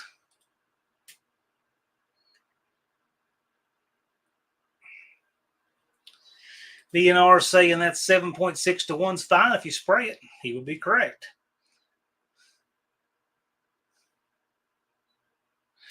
Unfinished Project puts up the link for Indirect Connection. Indirect Connection's right there in the middle. He's just under 300 subs, I believe, and he's going to make it because let me tell you, Jason at Indirect Connection is a no excuses guy. That guy is going to make it happen. Don't have to worry about him. He's going to do it. I wish for the sake of just getting it over with, he'd just do it. But Jason will do it. And Scarlet the Four-Eyed Cuda is at 225. Go on Scarlett's channel and tell him, hey man, let's make some more content. He can do it. I'm telling you, it has an exponential effect. You can make several videos and get very little to show for them, and then just out of the blue, kaboom! You'll have one take off, get a bunch of views, and they look at the other ones, and you just keep putting branches on the tree because it might be this video gets this person engaged, and then this one, and they share it to somebody, and it's an exponential effect. So just don't give up. I'm telling you that. Every year, so our success rate on the No Name 500, people making it the first year, is 70%. And then a lot of folks will come back and try it a second year, and most of those will make it a second year. So don't worry if you don't make it the first year, try to make it the second. Don't get discouraged. But the thing that I can tell you, if I had to say what is the thing that separates the people who make it from the people who don't make it the first time through, it's just how much video you're putting out, how much you're trying. Just keep doing it. That is the thing. It is the difference. Make that content. And good videos will only follow bad videos. Your first videos are not going to be that good because nobody ever does, but we always learn a lot from them. And they'll get better and better, and you'll be doing great. So just keep doing it. Another person says it's not luck when you make it happen. Right. Don't wait on luck. Do it.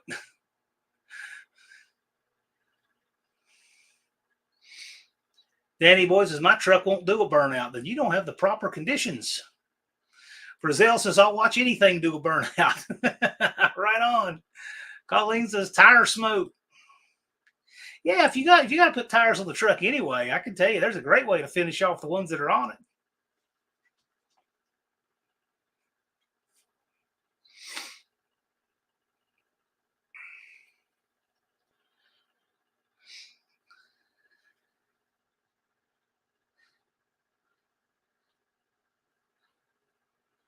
Yeah, we want to see B&R at the Grand Prix. Get that sucker together. Dougster says when his shop truck is done, it'll be a 92 D150 with a tunnel ram, 413, 727. Dougster, what are you bringing this year?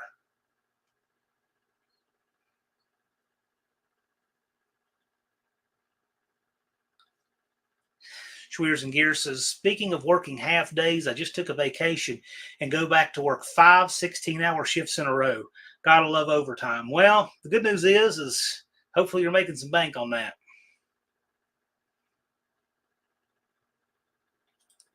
Jim's Fastback Garage says, I have noticed that if you don't push yourself out into the wide world, the subs will slow down and stop. Just keep driving, make it happen. And the irony is that there are people who scratch and claw to get to 500 subs, and yet when they do, they just relax and start making content they want to make. And guess what? The next year they have 1,000, and then 2,000, and 3,000. And that's the thing. Once you get that started, it takes off and it goes a lot better after that. But you don't ever get that part without the first part, which is grinding it out to get started.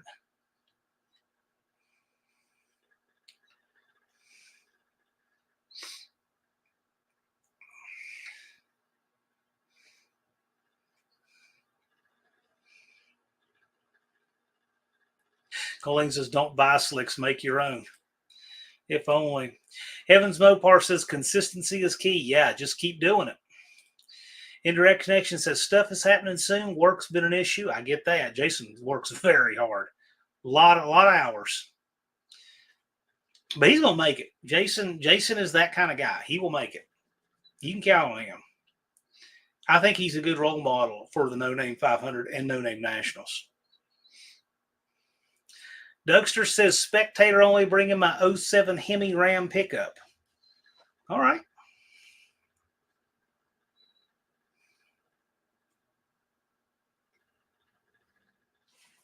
Chris 103 Customs is here, by the way. I like that van with the Swampers in the thumbnail, by the way. That's pretty cool.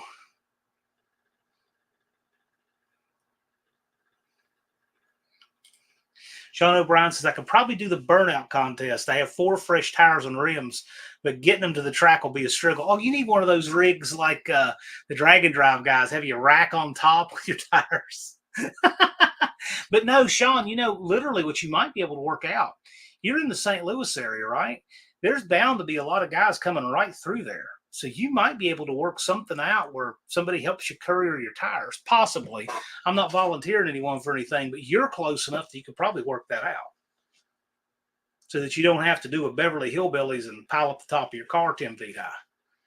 So seriously, that's something that could probably help you work out.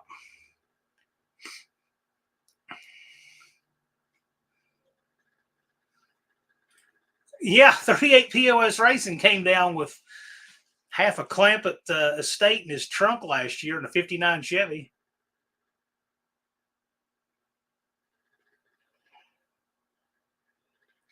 Ron English, are you way behind in the chat? Not sure what Buffalo Brian's running in the Montego. I know he took a 429 out of it. Unfinished Project says there are only 20 Saturdays left until No Name Nationals 2024. There you go. I never keep track of that number, but Unfinished Project does.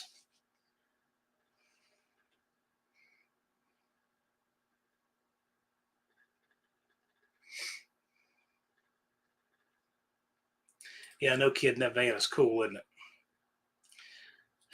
Max Wedge Dick Dastardly says, my car needs a consistent driver. Yeah, I hear that. Main Street Mopar says, I'll see if I can get the D150 to do a burnout. I haven't started in 6 months, so I'll see what happens. We'll all see what happens. Just film it. Just film it. We'll see what happens together.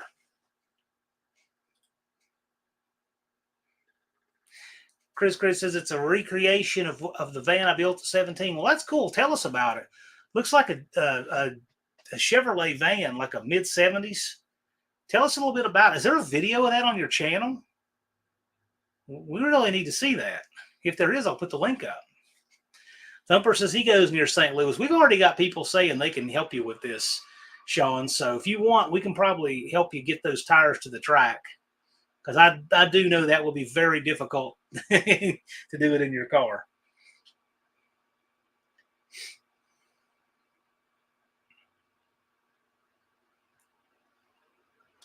Max Wedge Dick Dastardly says, I never have the same reaction time twice. Well, I mean, I could rival you for a bad one there. Jack stands the cinder block says, if anybody is between GC Kansas, not sure what that is, and No Name Nationals, I'll probably have some cargo space. Yeah, there's a lot of people that live around there, Sean. We can probably help you out with that.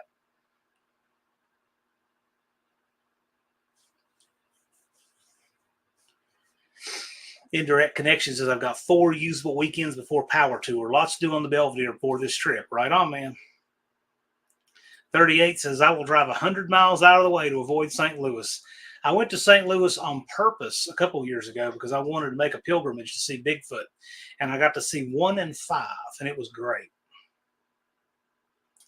Andrew Nelson says, they are in the market for a replacement enclosed. If anyone in the chat is selling, we are looking for an 8.5 by 24 foot enclosed. So keep that in mind. If you have anything, you got contact info for Nelson's. Obviously, you can send it to them or whatnot. If you need me to get a message to them, I certainly can. You can feel free to send it to me, john@PrincetonDragway.com. Or if Andrew has a contact method he wants me to put out there, I'm happy to do it. So whatever we can do to help, Andrew, I'm all about it.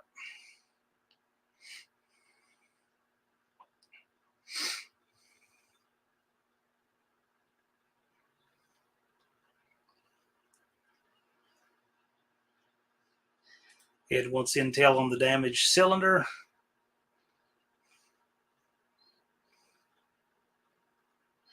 I think Jim's Fastback Garage is wanting to come to Sykeston. Thumper says, I never go near the big cities, not through them. He goes near them, but not through them. RT211 says, I'm a little over an hour south of St. Louis and an hour north of Sykeston. Yeah, he's right in the middle. Chris 103 says, both were a 76. The original was a 4-speed 205 case, Eaton Roadrunner shift knob. Okay. That sounds wild.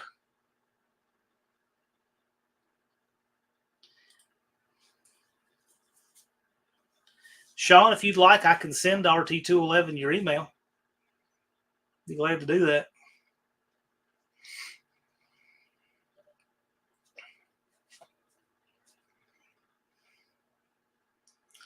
Jack Stands Cinder Block says, I still need to register. Need one more check with overtime. I hear you. Well, if only you'd had a check like the check I got today. I'll show that again for those of you who missed it, because it was pretty funny. This was just a few hours ago, too.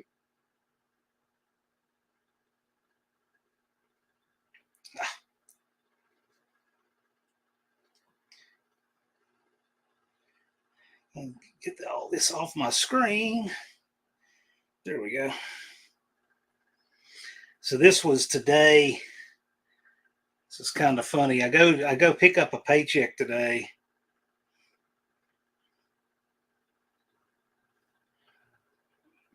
Make sure this was my paycheck today, sorta. It was for about 2 minutes.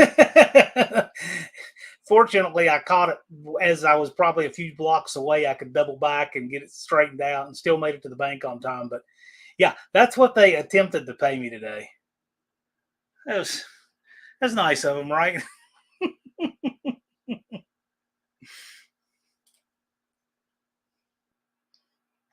Max Wage Dick Destry says, I have about a week to get my trailer car and disassemble a friend's 70s buggy thing before I head back up north. Heavens Mopar says, thanks for the reminder. Unfinished project, 20 full days to work on the Charger. That means weekdays before work are worth gold. Yes, it is. Goal is to get the metal work done by June. That's a lofty goal, but that says a lot.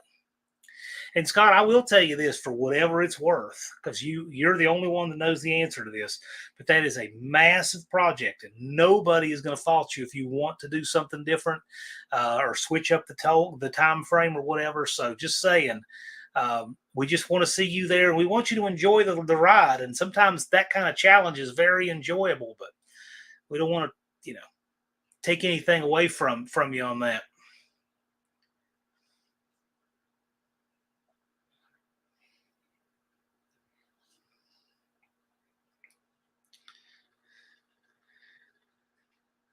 On John who?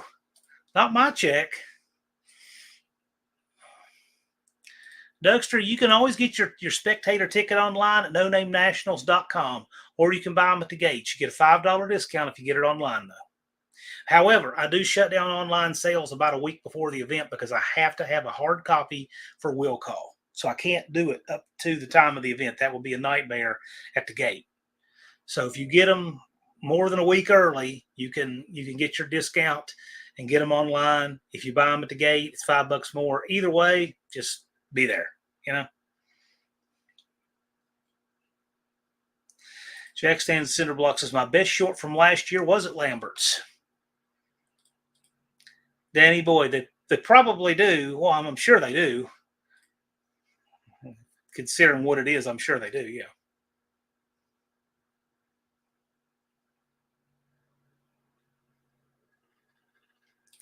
Andrew Nelson says that I'm on Facebook Marketplace every day. In case we have some, he says he's putting that out here in case someone in the tribe may be selling. He said, we lost a lot of equipment we used to make videos, and we need to replace all that in the trailer. And yes, indeed, those guys had a terrible loss on that.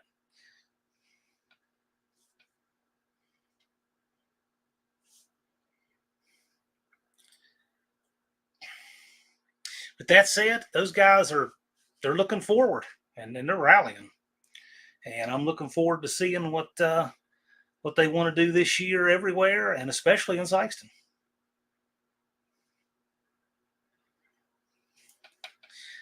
Max Wage Dick Dastardly has been working with the one-eyed cat on his new Valiant engine, so that Valiant's going to pick up. I'm curious to see what it's going to do. He's taking a big step up what he's doing.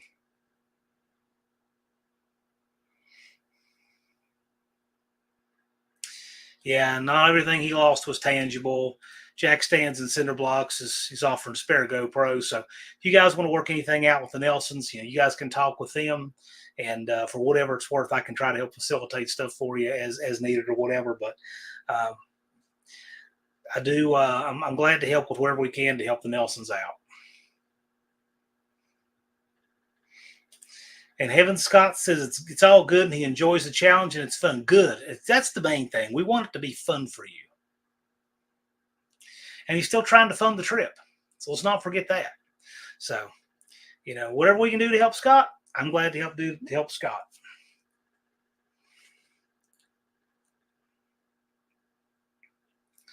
Dougster says in current form, his shop truck will be a one-tire fire. Man, let me tell you, that van does not have sure grip. And, I mean, it spins just at nothing. It's awful. Man, I hate to put a sure grip in it because I don't want it to cut down the fuel mileage. But that said, I may be doing that. I've got an 8 3/4 for a van, and those are hard to come by, but I've got one. And I'm thinking about doing that with a 391 gear, and that will be perfect for the 46RH, which I got from 38 POS Racing last year. And I have a brand new high stall lockup torque converter for it. New in the box Mopar torque converter that I got from Big Block 402 Steven. So I'm getting the parts, and it will, of course, run a Cope valve body, and I will probably have to get some aftermarket axles. That's the one thing about the 8 3/4 I really dread, because that's what I need to accommodate the wheels. I want to run the factory wheels. It's a big deal to me. But doing that, I can get it all together, and then I'll just probably do it all at one time, because the gear and the rear end and the transmission will work together, and then one time deal with the drive shaft once and all that. Danny Boyd, I know it does cut down a little. Hopefully it's not that much. Sure, Andrew, we'll work it out, and we'll work it out discreetly. Whatever benefits you, man, we will work it out. So don't worry. I'm just all about whatever I can do to help.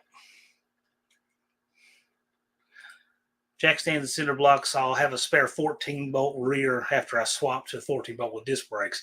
I want to keep the drums on the van. They work great. And I want to keep the wheels that are on, and they're truck pattern, unfortunately. However, and there are no 8 3/4 axles that work for that. So what I'm probably going to do is just grit my teeth and stroke one check for it and get some aftermarket axles, and then I can have that pattern, those brakes in the 8 3/4. And the good news is you can actually do pretty cheap on a 391 sure grip if you want to run the small pinion, because that was a popular combination in a lot of trucks way back there. So that's probably what I'll do in the van, because I think that'll work real well in that. And then I'll have my hot setup for the transmission.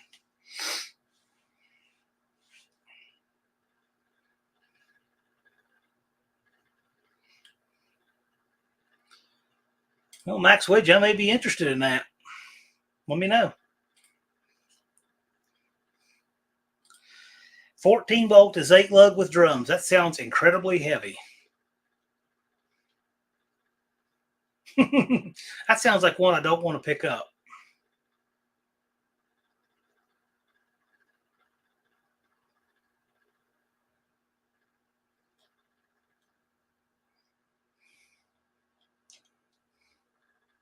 Some form of locker.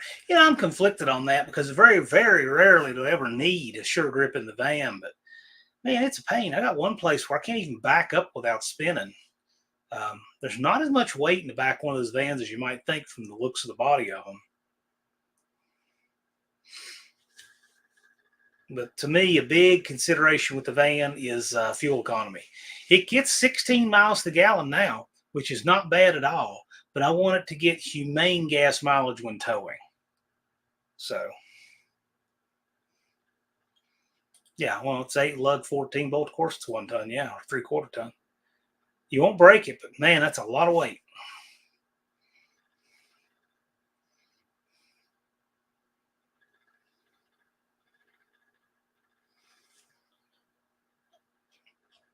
Well, the evening's just flown by. We got 10 minutes left in here, but the evening has just flown. Yeah, man, we'll talk. Certainly. Sounds good to me. I've got a place for that.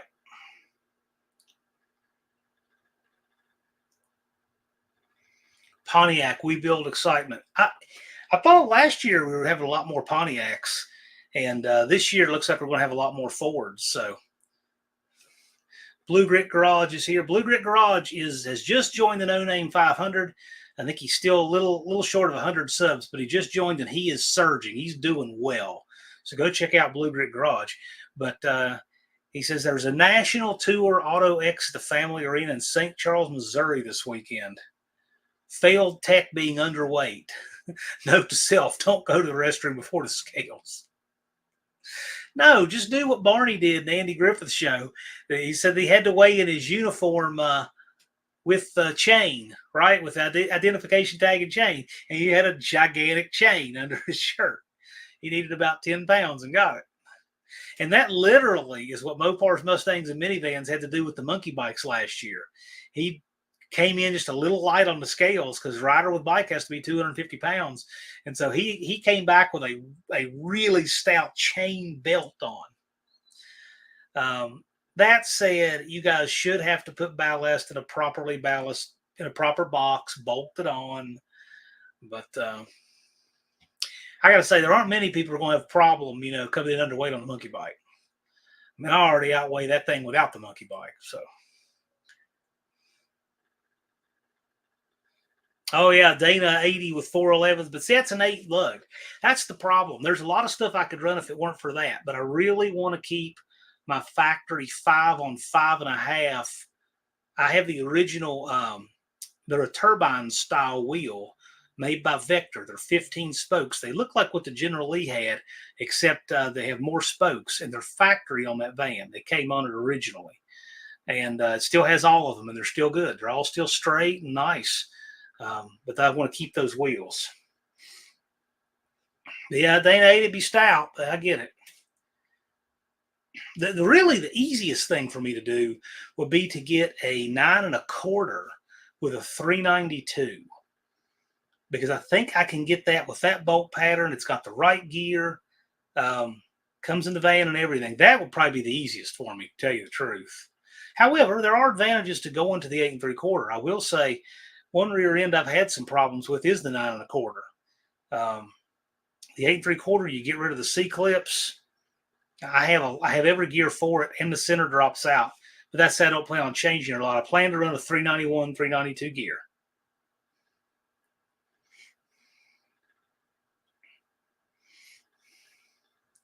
Is it 230? Okay, Junkyard D would know. Then it's 230. He's on the rules for Monkey Bike, but I don't have it off the top of my head. You can see the rules at nonamenationals.com. The PDF is available there for download. But I would certainly, if Junkyard D's saying 230, I would certainly say that's what it is.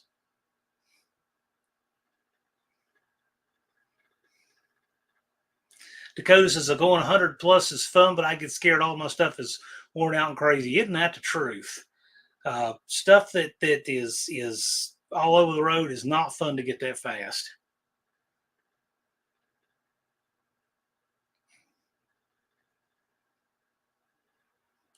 Blue Grit Garage says, I bolted an ammo box in the trunk and loaded it with 20 pounds of old wheel weights.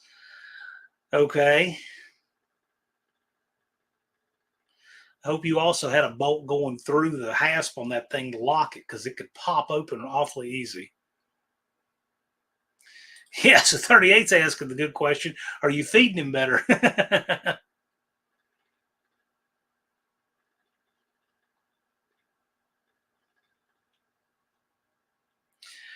Oh, yeah. I'm sure that housing for a B-body is crazy expensive like that. Yeah. Well, I'm sorry you had to see that, Victor.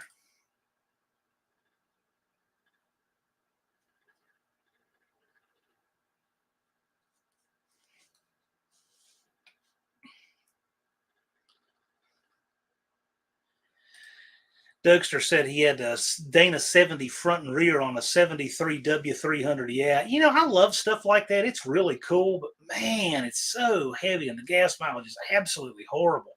and it's slow, and but it does look really cool. I knew Unfinished Project to get excited about that. Would have gone faster, but I ran out of road. I'll tell you, I've driven out in the desert before, and you don't run out of road out there, but I don't know. It's always kind of freaky to me when you can see sand blown across a highway. You just wonder, yeah, I don't really want to be crossing over that. There's not the kind of traction, there's not good traction out there, and the wind can really pick up out of nowhere.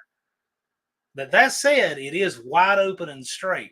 And the other thing about going fast in the desert that makes me nervous is there, if you run off the pavement, you'll hit sand. You're hitting marbles. So the odds of you hitting another car or something like that are very, very low. All that's true. But there's a lot of hazards out there that you might not think about, too. Main Street Mopar says, I'll see if I can get a one-tire fire going for y'all tomorrow. I'll see if I can get my friend to help film it for me. Right on. And tell him he needs to film, in gangsta, film sideways. Right?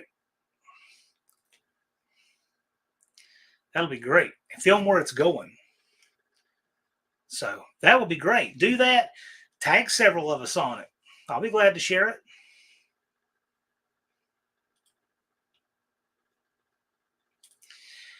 Danny Boyd says the Dana 60 is the biggest on the 70 Fords on the Snow Fighter package, I believe. You know something really cool, and I have no idea if it's still there. At the Transportation Museum in Roanoke, which is about 30, 35 miles from here, they have an old snowcat, one of those things with a cab and tracks on it for driving in the snow, like at the end of the movie The Shining. And it has Chrysler 8 3/4 rear and front axle in it. 8 3/4 straight axle in the front, 8 3/4 straight axle in the rear. Thought it was crazy, but that's exactly what it has. I don't know if it's still there or not, but if it is, I'm going to do a video on it. I need to go do it. And I'll go see my Aunt Nancy while I'm there because she lives pretty close there. So maybe she can go with me and we can film that. That would be fun. You want to do that, Aunt Nancy? You want to make a field trip to the Transportation Museum? If you want to do it, we'll do it next week.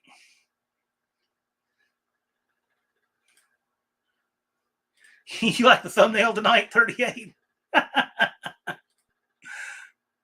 Okay, there we go. So we'll see if Mom wants to get in on that too. And we'll do a field trip to the Transportation Museum. That's right. We'll be taking Nan's van.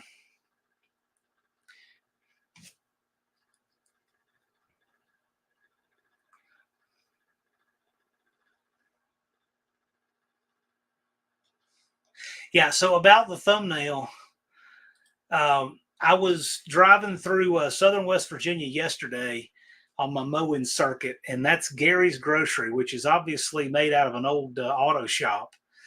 And you can see pictures on Yelp that show the produce aisle and everything. It's like, man, I wonder what all else is in there because it goes way back farther than what you see in the pictures. Unfinished Project was wondering that. But Cope added some graphics to it, and that's your thumbnail tonight.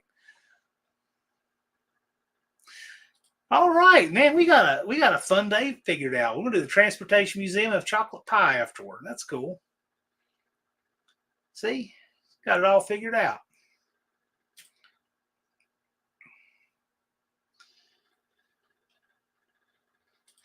And BNR's talking about stealth bombers. Okay. Oh, look at that. Mom came back to the chat when I mentioned that. Cope came back to the chat when I mentioned. Yeah, check out the thumbnail. You'll see Cope's handiwork in there. I won't tell you what it is. You'll just see it. Yeah, you're welcome. Now you're hungry.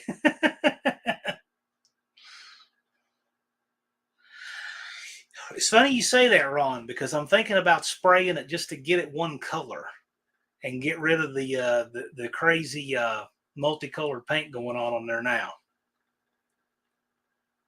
But with that, guys, we're at our time for the week.